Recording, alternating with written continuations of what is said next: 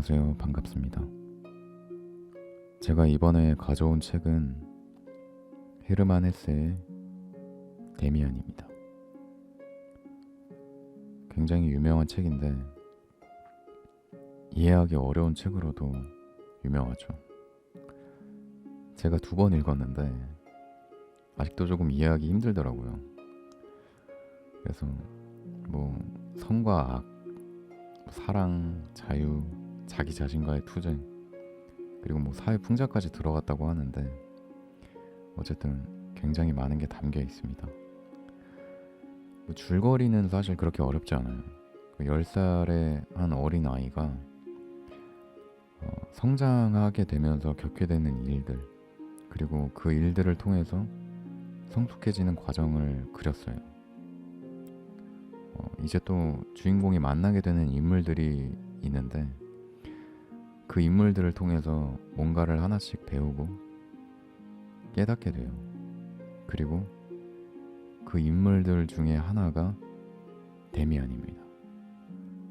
사실 근데 저는 그 주인공이 만나는 많은 인물들 중에서 왜 데미안을 책 제목으로 했는지도 모르겠더라고요. 데미안이 가지는 의미가 작가한테는 굉장히 중요했었나 봐요. 아무튼 그래가지고 데미안을 읽으면서 전 느꼈던 게 이해하려고 하는 것보다 그냥 책을 읽으면서 내가 읽은 느낌 그대로 받아들이는 게 중요하다는 생각을 했습니다. 독서는 공부가 아니라 취미잖아요. 그러니까 일단은 읽는 게 중요하다. 왜냐면 작가의 의도를 전부 이해하진 못하더라도 책을 읽는다는 거 자체로 분명히 얻는 게 있을 거거든요. 그러니까 거두절미하고 지금 바로 읽어보도록 하겠습니다. 헤르만 헤세의 데미안 제1장 두세계입니다.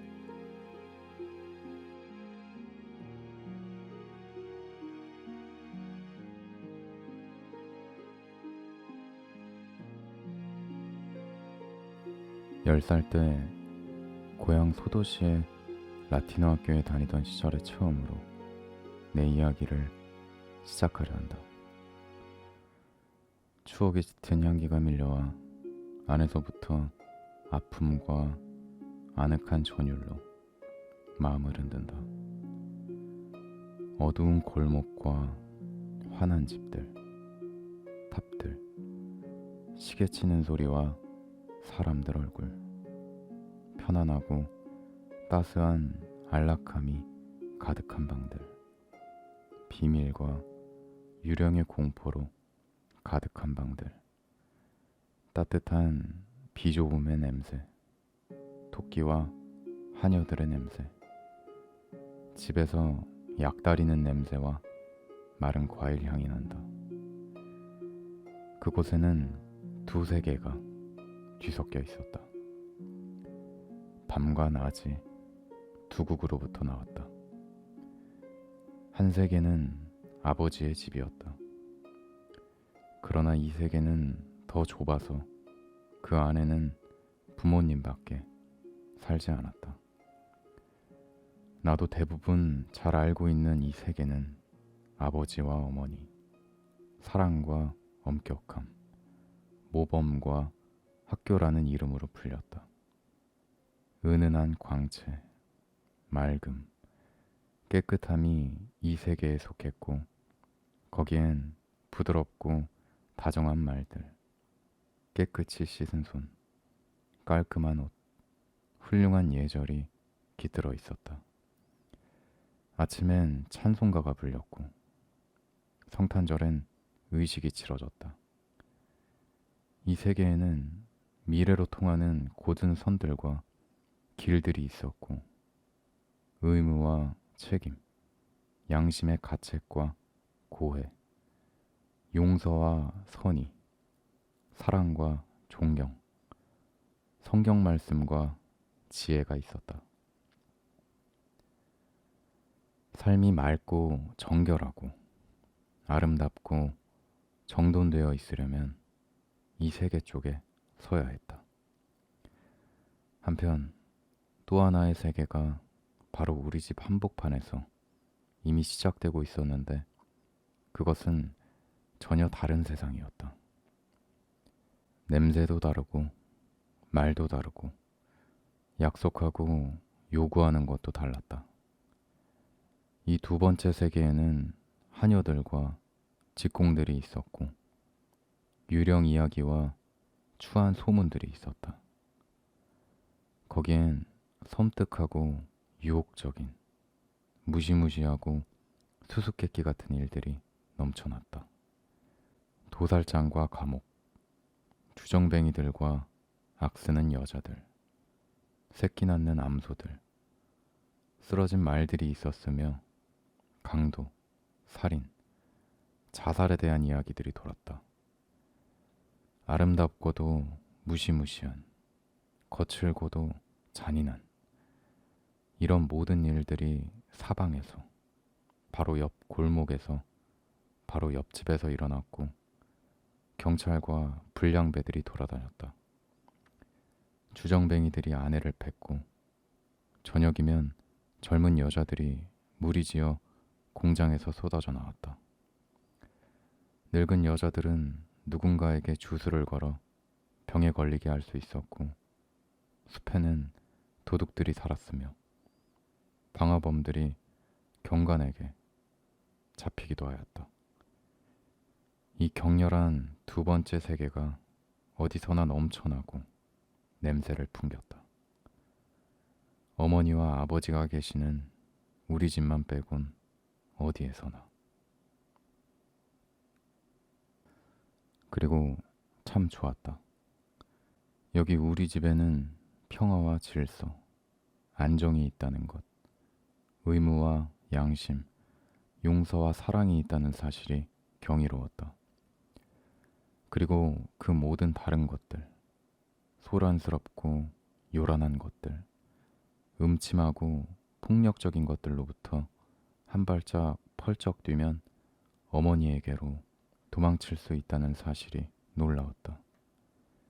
그런데 무엇보다 이상했던 것은 그 두 세계가 얼마나 서로 경계를 맞대고 있는가, 얼마나 가까이 붙어 있었던가 하는 점이다. 예를 들어 우리 집 가정부 리나는 저녁 예배를 드릴 때 거실문 옆에 앉아 깨끗이 씻은 두 손을 말끔히 편 앞치마 위에 올려놓고 밝은 목소리로 함께 노래를 불렀는데 그럴 때 그녀는 아버지와 어머니에게 우리들에게 밝음과 올바름에 속했다.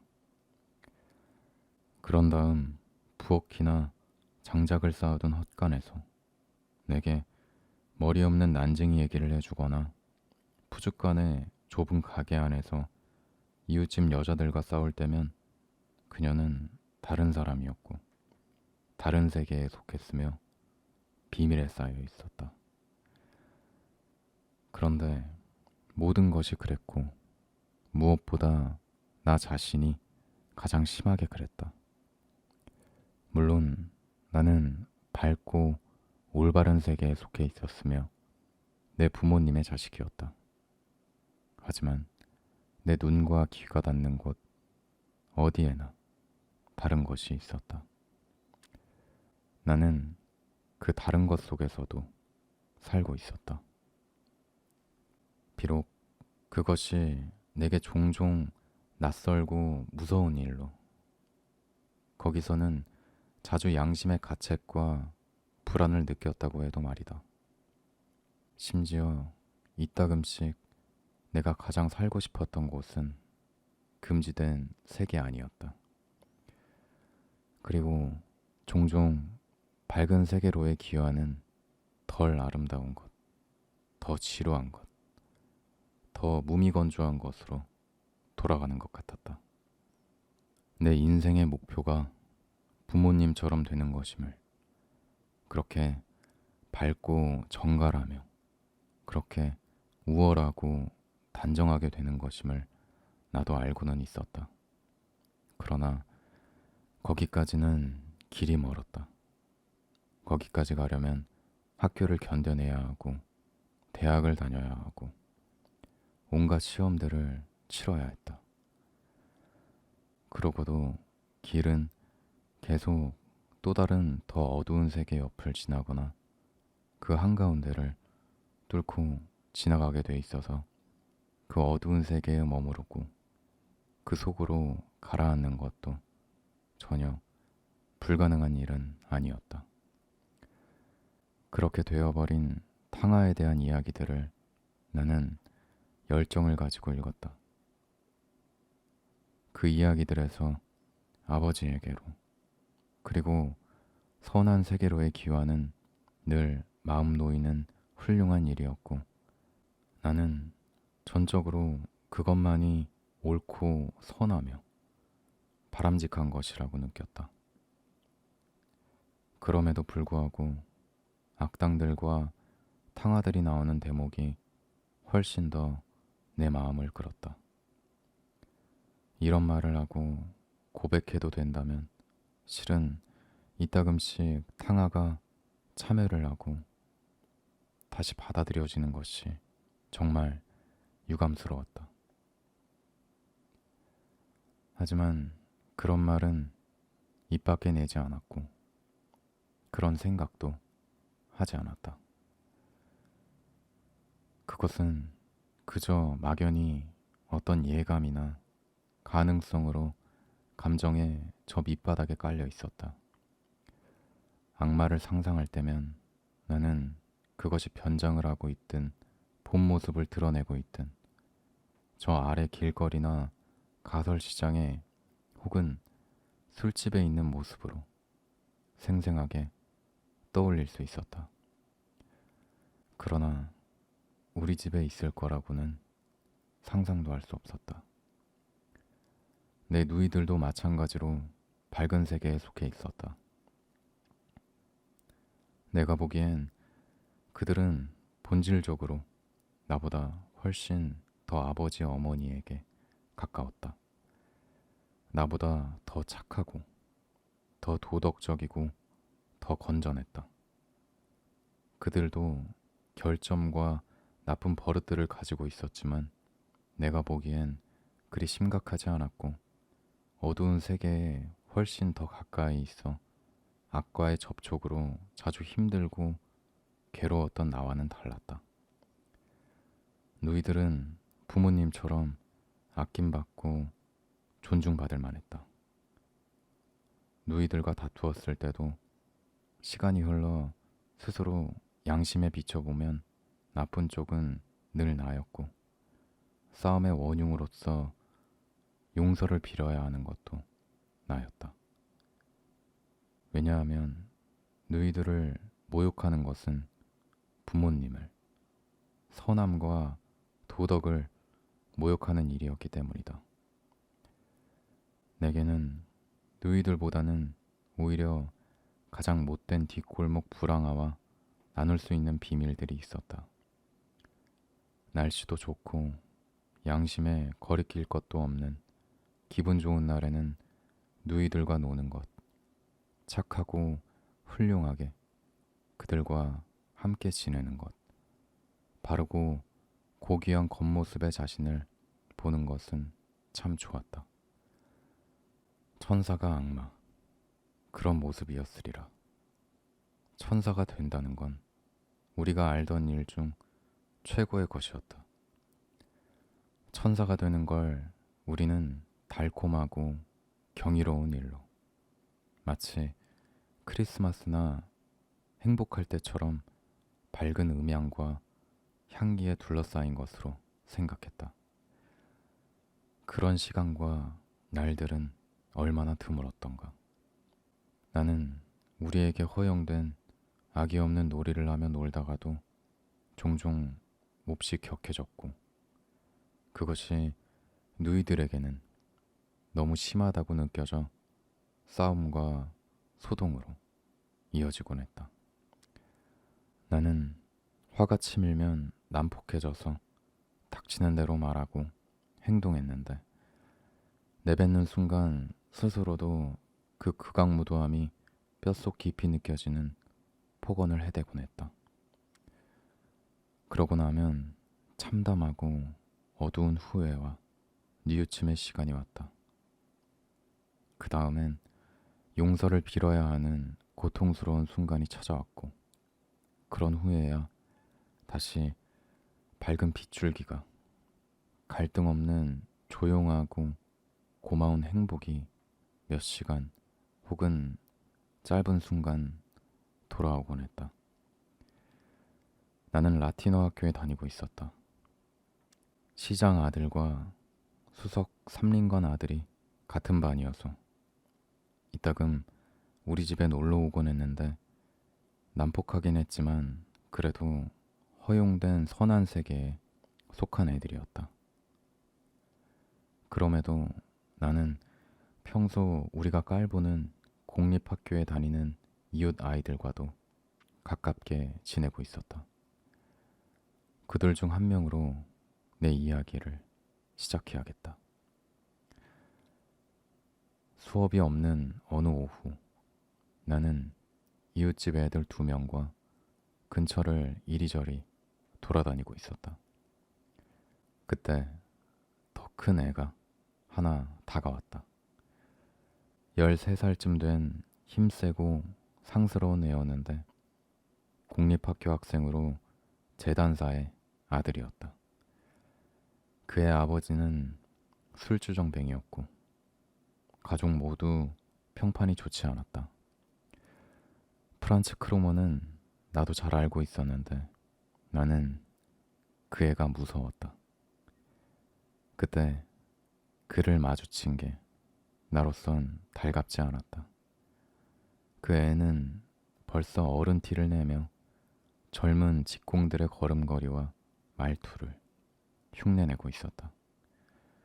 우리는 그 애를 따라 다리 옆으로 해서 강가로 내려갔다. 그러고는 첫 번째 교각 아래에 사람들 눈에 잘 띄지 않는 곳으로 갔다. 아치형 교각과 천천히 흐르는 강물 사이에 있는 좁다란 강변에는 쓰레기, 유리 조각, 잡동사니가 온통 널려 있었고 녹슨 철사줄이며 온갖 허접 쓰레기들이 여기저기 엉켜 있었다. 거기서 사람들은 가끔 쓸만한 것을 발견할 수도 있었다.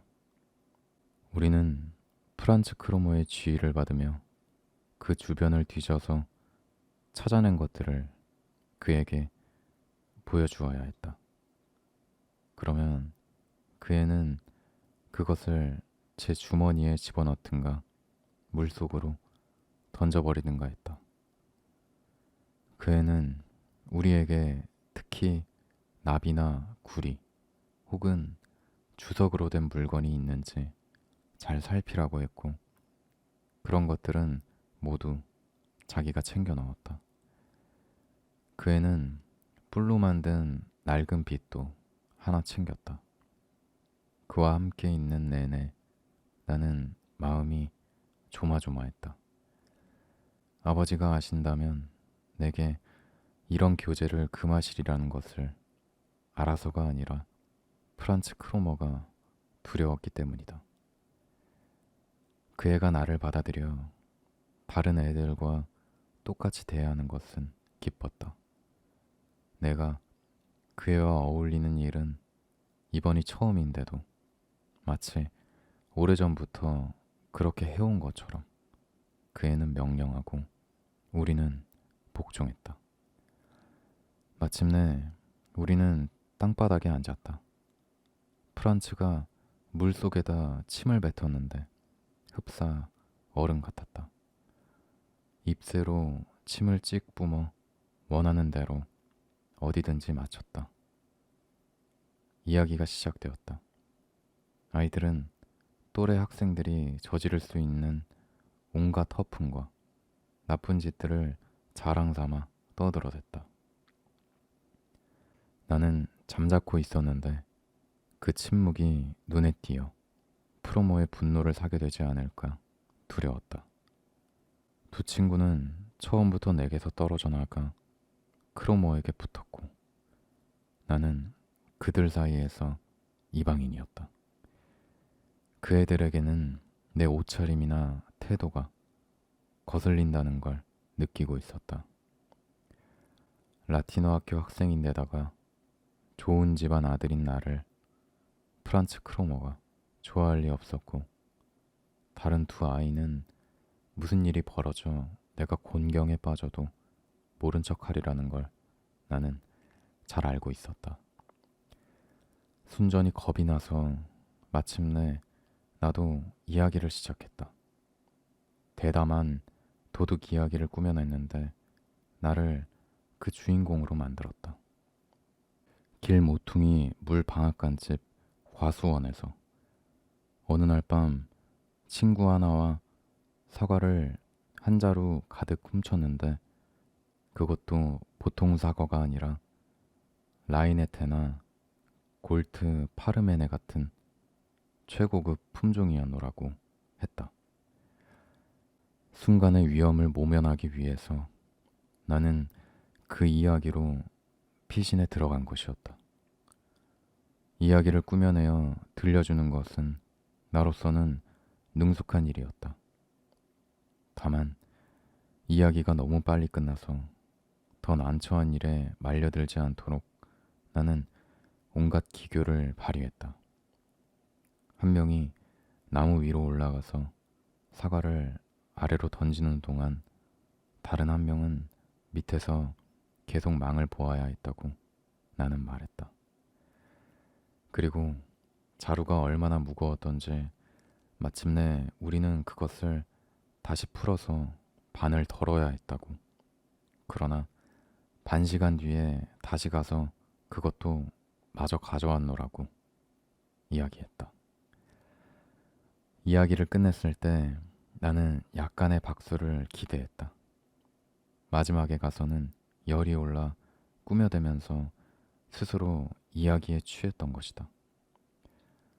작은 애 둘은 멀뚱하니 말이 없었고, 프란츠 크로머는 눈을 가느스름하게 뜨고 노려보며 위협적인 목소리로 물었다. 그거 진짜야? 물론이지, 내가 말했다. 정말로 그런 짓을 했단 말이지? 그래, 정말로 했어. 단호하게 말했지만 속으로는 겁이 나서 숨이 막힐 지경이었다. 맹세할 수 있어? 난 깜짝 놀랐지만 즉시 그렇다고 했다. 그럼 맹세해. 하느님의 이름으로. 하느님의 이름으로. 나는 말했다. 그렇단 말이지. 그러더니 그는 몸을 돌렸다.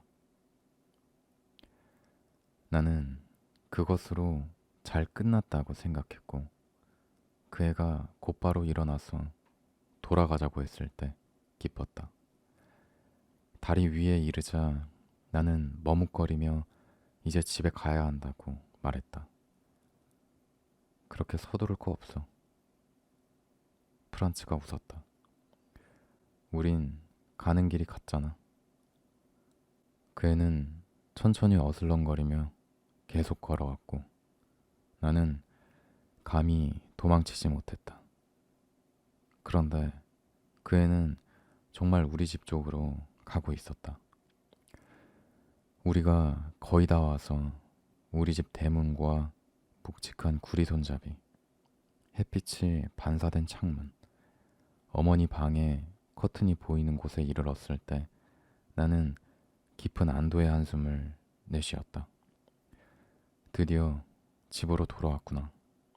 오, 집으로, 밝고 평화로운 세계로 돌아오는 게 이렇듯 좋고 복된 것이로구나. 내가 얼른 문을 열고 안으로 살짝 빠져들어가 등 뒤로 문을 닫으려는 순간 프란츠 크로머가 함께 문을 밀며 들어섰다. 앞마당 쪽에서만 빛이 들어오는 서늘하고 어둑한 타일 깔린 복도에서 그 애는 내 옆에 서서 팔을 꽉 잡고 나직이 말했다. 그렇게 서두르지 말라니까.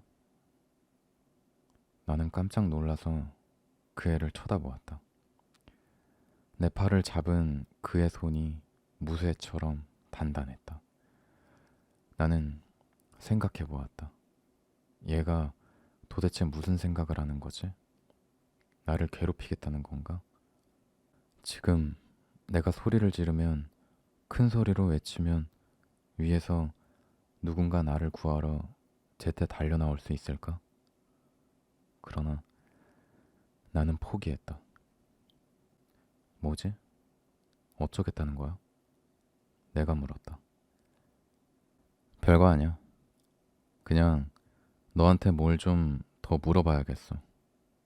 다른 사람들은 들을 필요 없는 거야. 그래? 나보고 뭘 더 말하라는 거야? 난 들어가 봐야 돼. 알잖아. 너도 알고 있겠지. 프란츠가 나직이 말했다. 길 모퉁이 물방앗간 옆 과수원이 누구네 건지. 아니, 난 몰라. 물방앗간 주인 거겠지. 프란츠가 한쪽 팔을 내 어깨에 두르더니 나를 자기 쪽으로 바싹 끌어당겼다. 그 바람에 바로 코앞에서 그의 얼굴을 보아야만 했다. 두 눈은 사악했고 음흉하게 웃고 있었는데 얼굴에는 잔인함과 힘이 넘쳤다. 그래, 그럼 그 과수원이 누구네 건지 내가 말해주지. 난 그 집에서 사과를 도둑 맞았다는 걸 오래전부터 알고 있었어. 그리고 과일을 누가 훔쳐갔는지 알려주는 사람한테는 주인이 2마르크를 주겠다고 한 것도 알고 있어. 맙소사, 나는 외쳤다. 하지만 너 그 사람에게 아무 말 안 할 거지? 나는 그 애의 명예심에 호소하는 게 아무 소용 없다는 걸 느꼈다. 그 애는 다른 세계 사람이었고 그에게 배신은 범죄가 아니었다. 나는 그걸 분명히 느꼈다. 이런 문제에 있어 다른 세계에서 온 사람들은 우리와는 달랐다. 아무 말 안 해? 크로머가 웃었다. 이봐, 넌 내가 이마르크 동전을 찍어낼 수 있는 화폐 위조범이라도 된다고 생각해? 난 가난뱅이야. 너처럼 부자 아버지를 두지도 못했어. 그러니 이마르크를 벌 수 있다면 벌어야 해. 어쩌면 그 주인은 돈을 더 줄지도 몰라. 그 애가 갑자기 나를 다시 놓았다.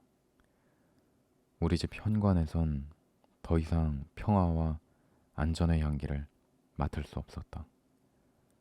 나를 감싸고 있던 세계가 무너져 내렸다. 그 애는 내가 범인이었다고 신고할 것이고 사람들은 아버지에게 그것을 말하겠지. 어쩌면 경찰까지 올 거야. 혼돈의 공포가 나를 위협했다. 모든 추하고 위험한 것이 나를 향해 일어서고 있었다. 내가 도둑질을 하지 않았다는 사실은 이제 문제가 되지 않았다. 나는 맹세까지 하지 않았던가. 세상에, 맙소사.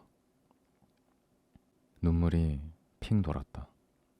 그 애에게 몸값을 치르고 벗어나야겠다고 느끼자 나는 절망적으로 호주머니를 다 뒤졌다. 사과 한 개, 주머니 칼 하나. 가지고 있는 거라곤 아무것도 없었다. 그때 문득 시계 생각이 났다. 낡은 은시계였는데 고장이 나서 가지는 않았지만 그냥 그렇게 차고 다니기만 했던 것으로 할머니가 물려주신 거였다. 나는 얼른 그것을 꺼냈다. 크로모, 내가 말했다. 들어봐. 나를 고발하면 안 돼. 그건 너한테도 좋을 게 없어. 내 시계를 줄게. 자, 봐. 정말 이것밖에 가진 게 없어서 그래. 너 가져.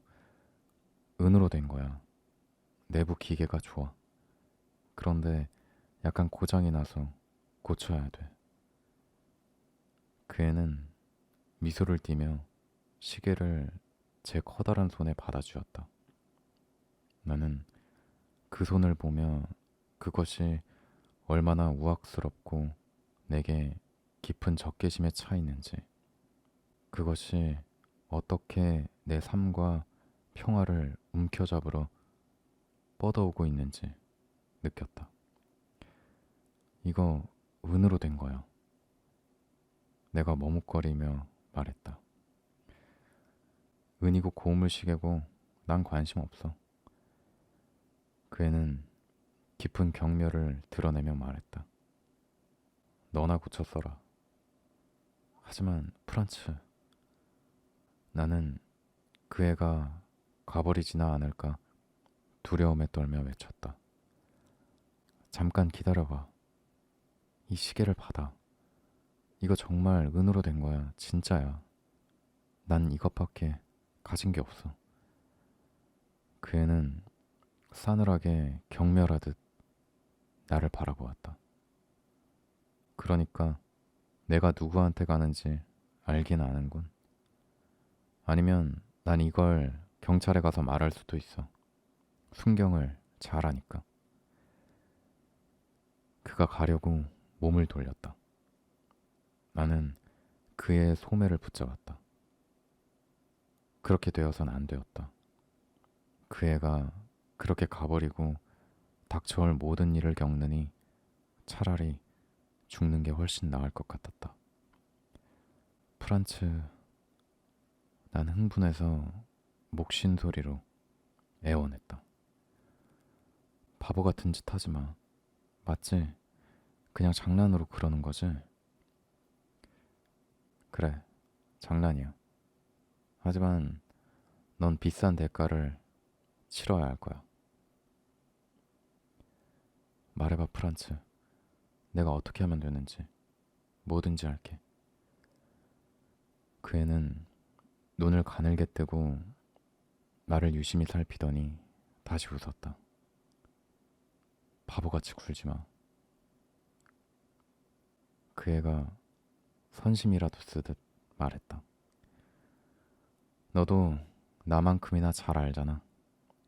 나는 2마르크를 벌 수 있어. 그리고 나는 그런 돈을 던져버릴 만큼 부자가 아니야. 그건 너도 알지. 하지만 넌 부자야. 시계도 갖고 있잖아. 넌 나한테 2마르크만 주면 돼. 그럼 끝이지. 나는 그 논리가 뭔지 이해했다. 하지만 2마르크라니. 그건 내게 10마르크나 100마르크, 1000마르크나 마찬가지로 닿을 수 없는 큰 돈이었다. 나는 돈이 없었다. 어머니에게 맡겨둔 저금통이 있긴 했다. 거기엔 아저씨가 오신다거나 그럴 때 받은 10페니짜리나 5페니짜리 동전들이 몇 개 들어있었다. 그 밖에는 아무것도 없었다. 그 나이에는 용돈을 받지 않으니까. 난 가진 게 아무것도 없어. 나는 슬프게 말했다. 돈이 전혀 없어. 하지만 다른 건 뭐든지 줄게. 인디언 책과 장난감 병정들, 나침반도 있어. 그걸 가져다 줄게. 크로머가 그 뻔뻔하고 심술궂은 입을 약간 실룩거리더니 바닥에 침을 탁 뱉었다. 헛소리 마. 그 애가 명령조로 말했다. 네 잡동사니들은 너나 가져. 나침반이라고? 날 더 이상 화나게 하지 마. 잘 들어. 돈을 가져와. 하지만 난 없어. 돈을 받지 않는 걸 어쩔 도리가 없어. 너 내일 나한테 2마르크를 가져오는 거다. 학교 끝나고 저 아래 시장에서 기다린다. 그럼 되는 거야. 돈을 안 가져오면 그땐 알지? 그래. 하지만 어디서 돈을 가지고 오란 말이야. 하느님 맙소사. 난 돈이 없는데. 너희 집엔 돈이 많잖아. 그 다음은 네가 알아서 할 일이고. 그럼 내일 학교 끝나고다. 말해두지만 너 가져오지 않으면 그 애는 무서운 시선으로 내 눈을 한 번 째려보고 다시 한 번 침을 뱉더니 그림자처럼 사라져 버렸다. 나는 위층으로 올라갈 수가 없었다. 내 삶이 완전히 망가져 버린 것이었다. 그대로 도망쳐 다시는 돌아오지 않거나 물에 빠져 죽어버릴까도 생각했다. 하지만 그건 그저 막연한 생각에 불과했다. 나는 어둠 속에서 현관 맨 아래 계단에 앉아 잔뜩 웅크린 채 불행에 나를 내맡겼다. 리나가 장작을 가지러 광주리를 들고 내려오다가 내가 거기서 울고 있는 걸 보았다. 나는 그녀에게 위에 가서는 아무 말도 하지 말아달라고 부탁하고는 올라갔다. 유림문 옆 옷걸이에 아버지의 모자와 어머니의 양산이 걸려 있었다. 그 물건들을 보니 우리 집 분위기와 다정함이 내게로 밀려들었다. 돌아온 탕아가 그리워하던 고향집의 방을 보고 그 향기를 다시 맡을 때처럼 내 마음은 애틋함과 감사함으로 그것들을 반겼다. 그러나 그 모든 것은 이제 더 이상 내게 속하지 않았다. 그 모든 것은 아버지와 어머니의 밝은 세계였고 나는 이제 죄를 잔뜩 진 채 낯선 물결 속에 깊이 잠겨 있었다. 모험과 죄악에 얽혀들어 적의 위협을 받고 있었고 위험, 불안, 치욕이 기다리고 있었다. 모자와 양산, 질 좋은 사암이 깔린 오래된 바닥, 장식장 위에 걸린 커다란 그림, 안쪽 거실에서 들려오는 누나의 목소리. 모든 것이 그 어느 때보다도 더 사랑스럽고 다정하고 소중했다. 하지만 그것들은 이제 더 이상 위안이 되지 못했고 확실한 내 것도 아니었다. 온통 비난일 뿐이었다. 그 모든 것은 더 이상 내 것이 아니었으며 나는 그러한 명랑함과 고요함에 더 이상 끼어들 수 없었다. 나는 내 발에 더러움을 묻혀왔고 그것은 깔개에 문질러 털어버릴 수 있는 것이 아니었다.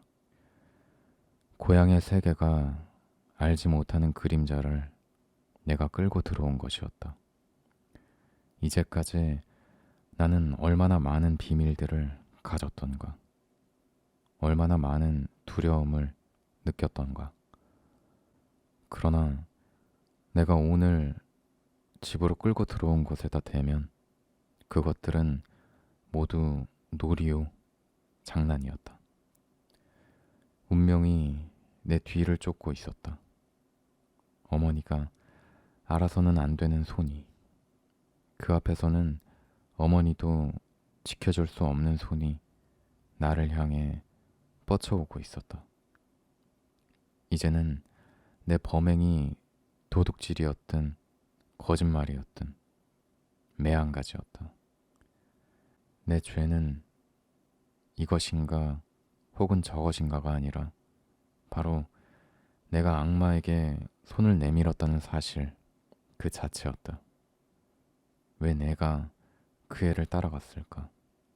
왜 나는 이제껏 아버지한테 했던 것 이상으로 크로모에게 순종했을까? 왜 나는 그따위 도둑질 이야기를 꾸며냈을까? 그리곤 그 범행이 무슨 영웅적인 행위라도 되는 양 의수됐을까? 이제 악마가 내 손을 잡았고 적이 내 뒤를 쫓고 있었다. 한순간 나는 더 이상 내일 일이 두려운 게 아니라 무엇보다 내 길이 점점 더 비탈 아래로 어둠 속으로 빠져들게 되리라는 끔찍한 확신 때문에 두려웠다. 나는 똑똑히 감지하고 있었다. 지금 이 잘못으로 인해 새로운 잘못을 줄줄이 저지를 게 틀림없다는 것을. 누이들 곁에 있고 부모님께 인사하고 키스하는 것이 거짓이 되리라는 것을. 마음속 깊이 운명과 비밀을 숨기고 살게 되리라는 것을. 아버지의 모자를 보고 있자니 한순간 어떤 신뢰와 희망이 마음속에서 번쩍하고 일었다. 아버지에게 모두 털어놓고 아버지의 처분에 따라 벌을 받으면 아버지를 내 비밀의 공유자이자 구원자로 만들 수 있지 않을까. 그건 그저 내가 그동안 자주 했던 참회의 하나에 불과할 텐데. 조금 힘들고 씁쓸한 시간이긴 해도 잔뜩 후회하며 어렵게 용서를 구하는 일에 불과할 텐데 하는 생각이었다. 그런 생각이 얼마나 달콤하게 느껴졌던가. 얼마나 아름다운 유혹이었던가. 하지만 소용없었다. 나는 내가 그러지 않으리라는 것을 알고 있었다. 내가 이제 하나의 비밀을, 죄 하나를 지니고 있으며 그것을 혼자서 감당해야 한다는 것을 알고 있었다. 어쩌면 나는 갈림길에 서 있는 것일지도 몰랐다. 어쩌면 나는 그 시각부터 영원히 나쁜 것에 속해 나쁜 사람들과 비밀을 나누고 그들에게 종속되고 그들에게 복종하며 그들과 같은 사람이 되어야 할지도 몰랐다. 나는 어른인 척 영웅인 척 했고 이제 그 결과를 감당해야 하는 것이다. 내가 안으로 들어섰을 때 아버지가 내 젖은 구두만 본 게 다행이다 싶었다. 그것에 관심이 쏠려 아버지는 더 나쁜 것을 알아차리지 못했다. 속으로 몰래 비난을 다른 일에 갖다 붙이며 나는 그냥 야단만 맞으며 서 있기만 하면 되었다. 근데 순간 마음속에서 새롭고 묘한 감정이 불꽃처럼 확 일어났다. 못되고 가시돋친 예리한 감정이었다. 내가 아버지보다 우월하다고 느꼈던 것이다. 한순간 난 아무것도 모르는 아버지에게 어떤 경멸감을 느꼈다. 장화가 젖었다고 나무라는 그의 야단이 하찮아 보였다. 만약 당신이 그걸 안다면 하고 난 생각했다. 흡사 살인죄를 고백할 판에 빵 한 조각 훔쳤다고 신문 받는 범죄자가 된 느낌이었다. 그것은 고약하고도 반항적인 감정이었다. 그러나 강렬했고 깊은 매력을 지니고 있었다. 그 감정은 다른 어느 생각보다 더 단단하게 내 비밀과 죄에 나를 묶어버렸다. 나는 생각했다.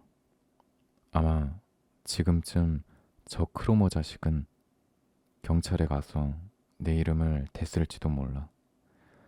여기선 날 어린애로 보고 있지만 내 머리 위로 지금 천둥벼락이 몰려들고 있지.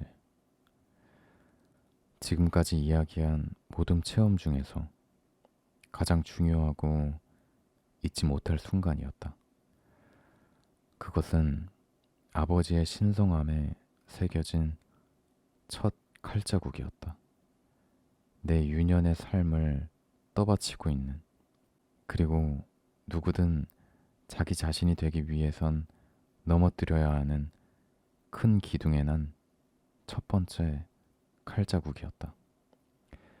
우리들 운명의 내면적이고 본질적인 선은 아무도 보지 못하는 이런 체험들로 이루어진다.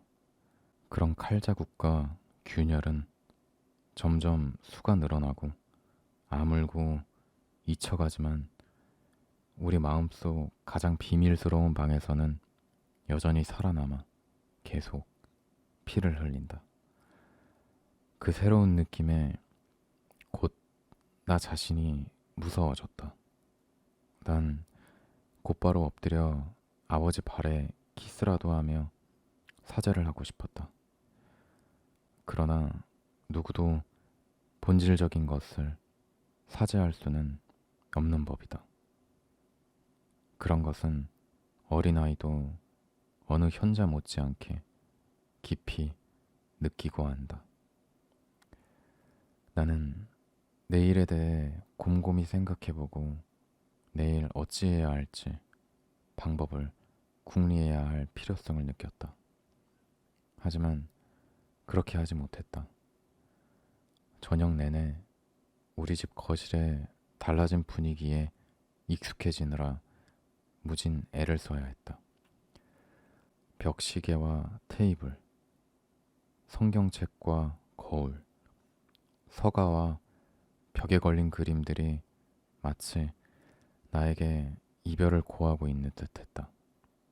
나의 세계가, 행복하고 아름다운 내 삶이 과거가 되어 나에게서 멀어져 가는 것을 나는 얼어붙는 것 같은 가슴으로 바라보고 있어야 했다.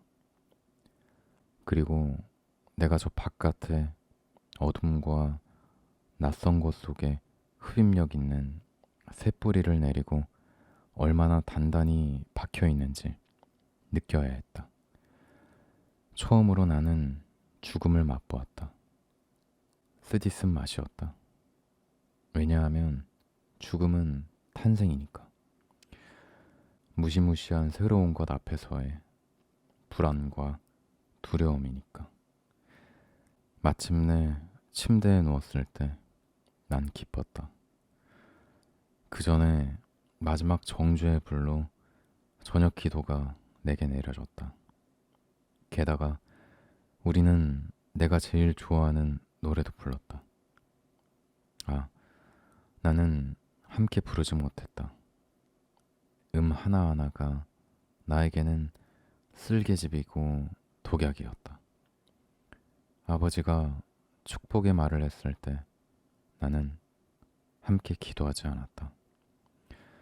그리고 아버지가 저희 모두와 함께 하소서 하며 기도를 마쳤을 때 그 순간 흠칫하는 떨림이 나를 단번에 그 무리에서 몰아냈다. 하느님의 은총이 그들 모두와 함께 했지만 그러나 이제 더 이상 나와는 함께 하지 않았다. 춥고 몹시 지쳐서 나는 그 자리를 떠났다. 침대에 누워있으니 따뜻함과 포근함이 아늑하게 나를 감쌌지만 내 마음은 다시 한번 두려움 속을 헤매며 지나간 일 주변을 불안하게 맴돌았다. 어머니는 나에게 언제나처럼 잘 자라는 인사를 해주었다. 방에는 아직 어머니의 발소리가 남아있고 문틈으론 어머니가 들고 있는 촛불빛이 새어들고 있었다. 나는 생각했다. 지금, 지금 어머니가 다시 한번 와주시면 어머니는 뭔가 느끼신 것이다. 나에게 입맞춤을 하며 물어보시겠지. 자애롭게 희망을 안기며 물으실 거야. 그러면 나는 울 것이고 목구멍에 걸려있는 딱딱한 게 녹아버릴 거야. 그러면 나는 어머니를 껴안고 다 말해버리겠지. 그러면 잘 해결되는 건데, 그러면 구원인데, 문틈이 완전히 어두워지고 나서도 나는 여전히 한동안 귀를 기울이며 그래야만 한다고, 그렇게 되어야만 한다고 간절히 바라고 있었다. 그런 다음 다시 당면의 문제로 돌아와 내 적의 눈을 들여다보았다. 그가 또렷하게 보였다. 한쪽 눈을 가늘게 뜨고 입가에 야비한 웃음을 짓고 있었다.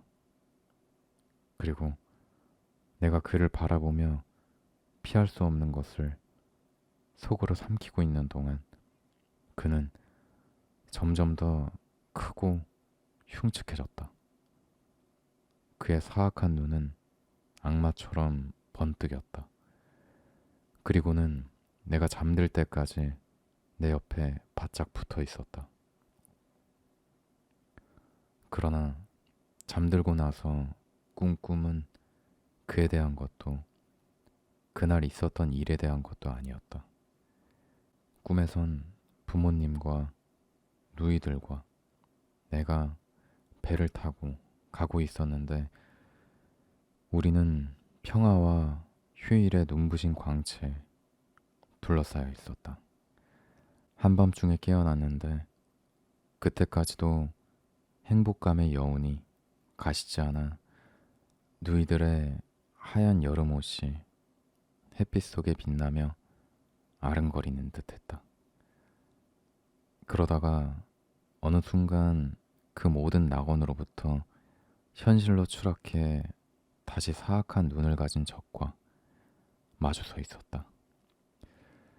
다음 날 아침 어머니가 황급히 와서 벌써 늦었는데 왜 아직도 누워있느냐고 소리쳤을 때 나는 안색이 좋지 않았다. 그리고 어디가 아프냐고 물었을 때 나는 왈칵 토했다. 토하고 나니 조금 괜찮아진 것 같았다.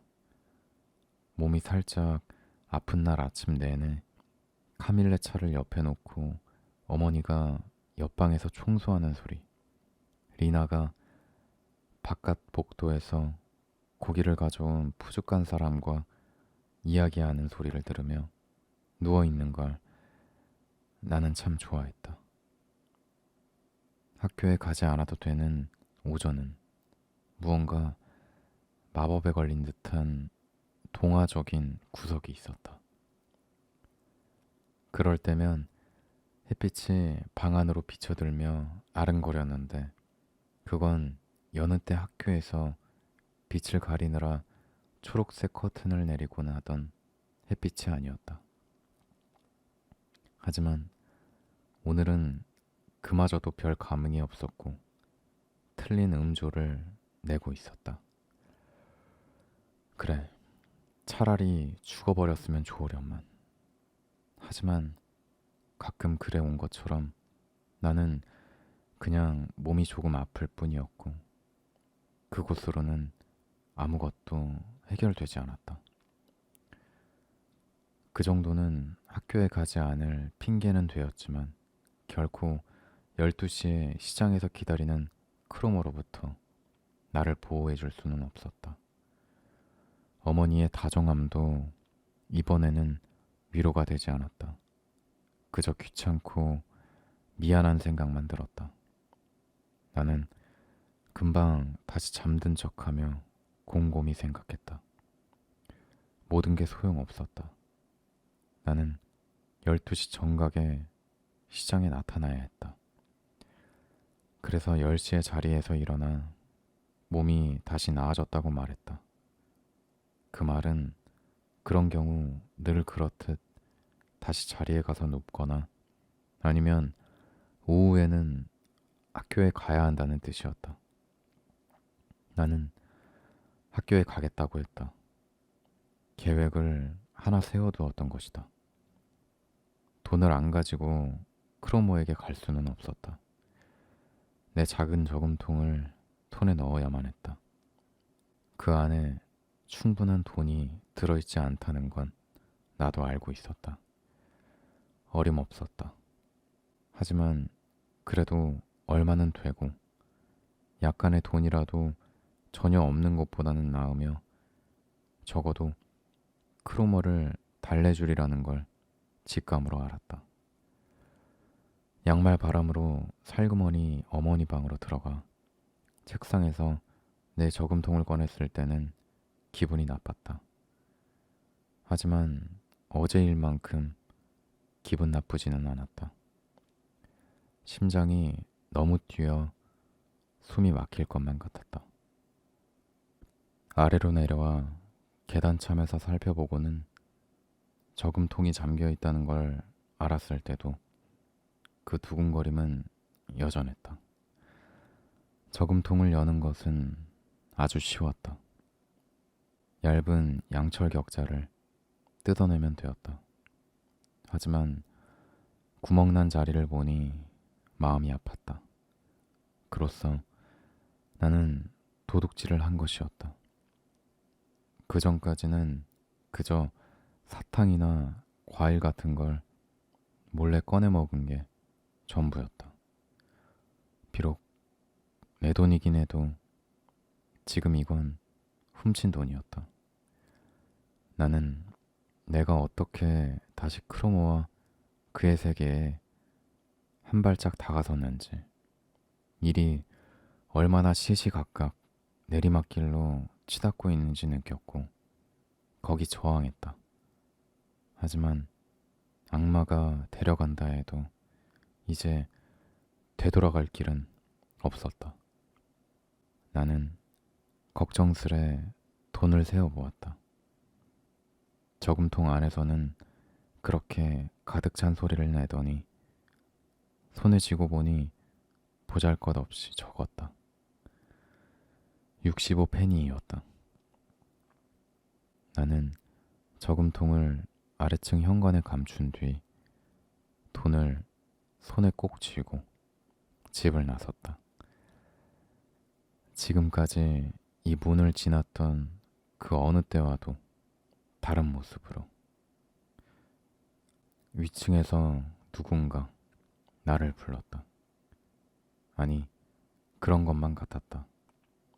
나는 얼른 그 자리를 벗어났다.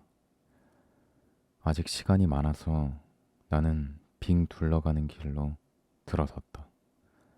달라진 시내 골목길을 지나 처음 보는 구름의 풍경 아래로 나를 지켜보고 있는 집들을 지나 나를 의심하는 사람들 곁을 지나서 갔다.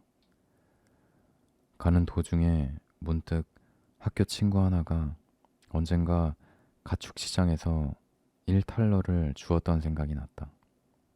기적을 베푸셔서 나에게도 그런 횡재가 일어나게 해달라고 하느님께 기도하고 싶었다. 하지만 나는 이제 기도할 자격이 없었다. 설령 있었다 한들 저금통이 다시 온전해지지는 않았으리라. 프란츠 크로머는 멀리서 나를 보고도 아주 천천히 다가왔다. 마치 내게는 신경도 쓰지 않는 듯 했다. 내 쪽으로 가까이 온 그 애는 명령하듯 자기를 따라오라는 눈짓을 하고는 한 번도 돌아보지 않고 느긋하게 걸어갔다. 그러곤 슈트로 거리를 따라 내려가 작은 다리를 건너 집들이 끝나는 지점에 있는 공사 중인 어느 집 앞에서 멈춰 섰다. 거기는 작업을 하고 있지 않았다. 문도 창문도 없이 벽들이 횡하니 서 있었다. 크로머가 주위를 살피더니 안으로 들어갔고 나도 뒤따라 들어갔다. 그 애는 벽 뒤로 가서 가까이 오라는 신호를 보내고는 손을 내밀었다. 가지고 왔냐? 그 애가 차갑게 물었다. 나는 주머니에서 꼭 쥐고 있던 손을 꺼내 그의 손바닥 위로 돈을 쏟아 놓았다. 그 애는 마지막 5페니짜리 동전에 찰그랑 소리가 가시기도 전에 벌써 돈을 다 세웠다. 65페니로군 하며 나를 바라보았다. 그래, 내가 머뭇거리며 말했다. 그게 내가 가진 전부야. 너무 적지? 나도 알아. 하지만 그게 다야. 더 이상은 한 푼도 없어. 좀 더 똑똑한 줄 알았는데 그 애는 거의 부드러운 어조로 나를 비난했다. 명예를 아는 남자들 사이에 질서가 있어야지. 나는 너한테 부당한 걸 받는 게 아니야. 그건 너도 알잖아. 네 푼돈은 도로 받아. 자, 다른 사람은 나한테 애누리를 하지 않아. 제 값을 내지. 하지만 난 정말 더 이상은 없어. 그건 내가 저금한 돈 전부야. 그건 네 사정이고 널 불행하게 만들 생각은 없어. 너는 나한테 아직 1마르크 35페니 빚이 있는 거야. 언제 갚을 거지? 반드시 줄게, 크로머. 지금은 모르겠어. 아마 곧 돈이 생길 거야. 내일이나 모레. 내가 이 일을 우리 아버지에게 말할 수 없다는 건 너도 알잖아. 그건 내가 할 바 아니야. 난 널 괴롭힐 생각이 없어. 나는 내 돈을 오늘 오전 중에라도 가질 수 있어. 알겠어? 그리고 난 가난해. 넌 좋은 옷을 입고 있고 뭐든 나보다 더 좋은 걸 먹겠지.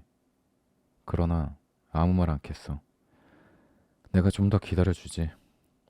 모레 내가 휘파람을 불게. 오후에. 그땐 제대로 가져와야 돼. 내 휘파람 소리 알지?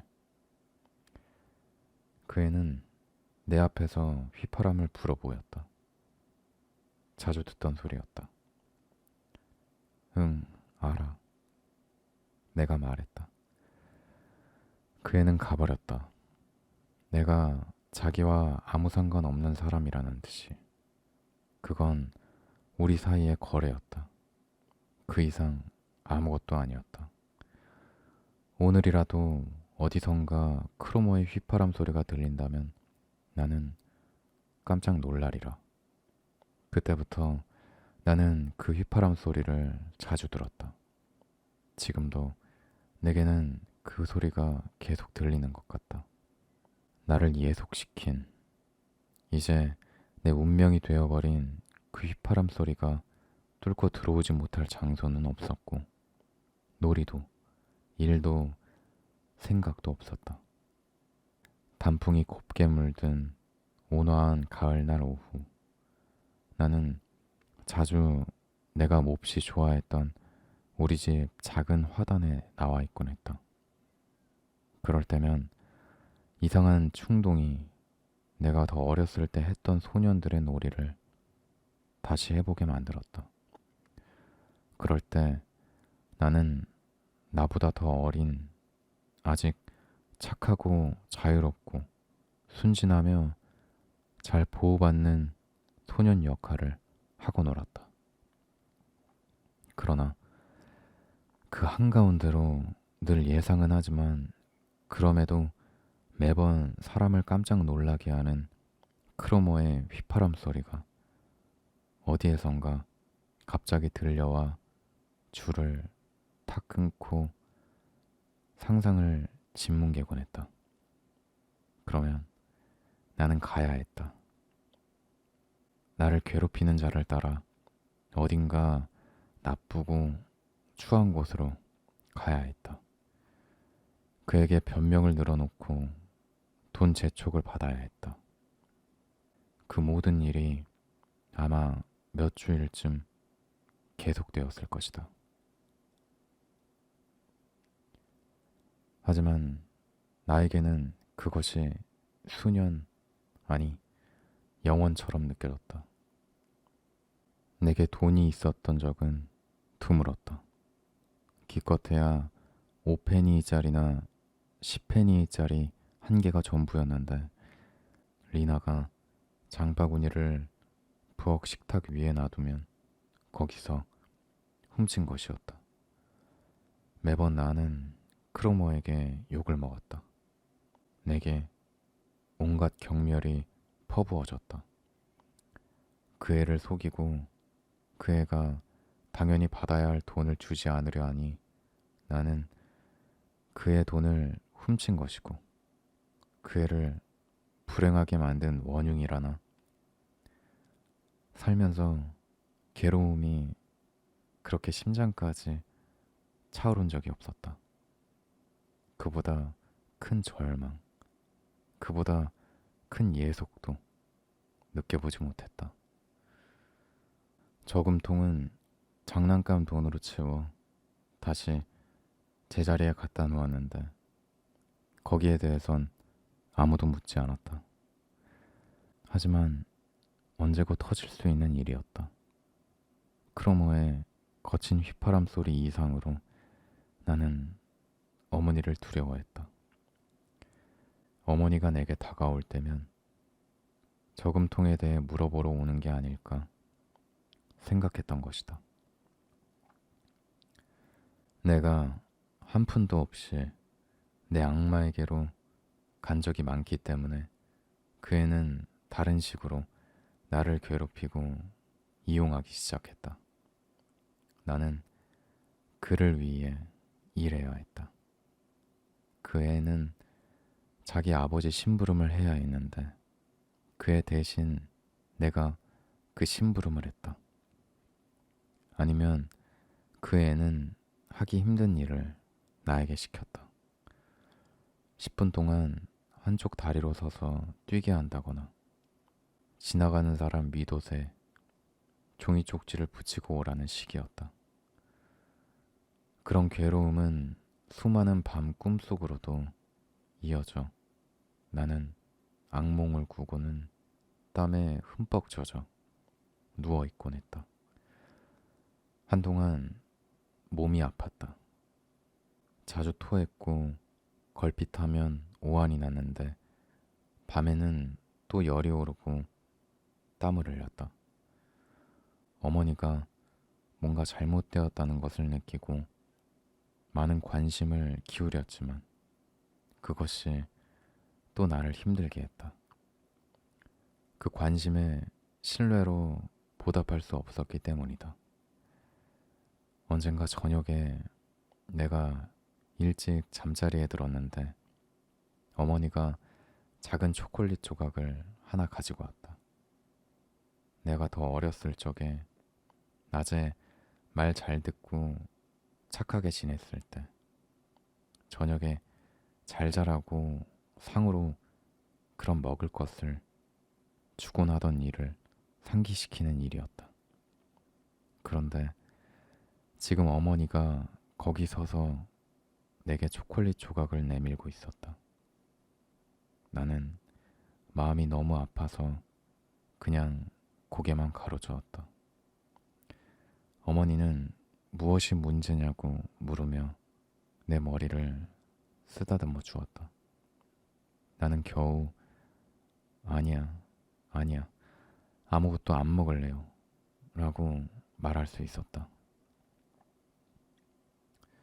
어머니는 초콜릿을 내 침대 머리 탁자 위에 올려두고 갔다. 다음날 어머니가 그 일에 대해 더 자세히 물어보려 했을 때 나는 아무것도 모르는 척했다. 한 번은 어머니가 의사 선생님을 모시고 왔다. 그분은 나를 진찰하더니 아침에 냉수욕을 하라는 처방을 내렸다. 그 시절에 나는 일종의 정신착란 상태였다. 우리 집에 정돈된 평화 한가운데서 나는 겁먹은 채 고통받으며 유령처럼 지내고 있었다. 사람들과 전혀 어울리지 못했고 한순간도 자신을 잊고 내려놓지 못했다. 자주 화를 내며 이유를 묻는 아버지에게는 마음을 닫고 차갑게 대했다.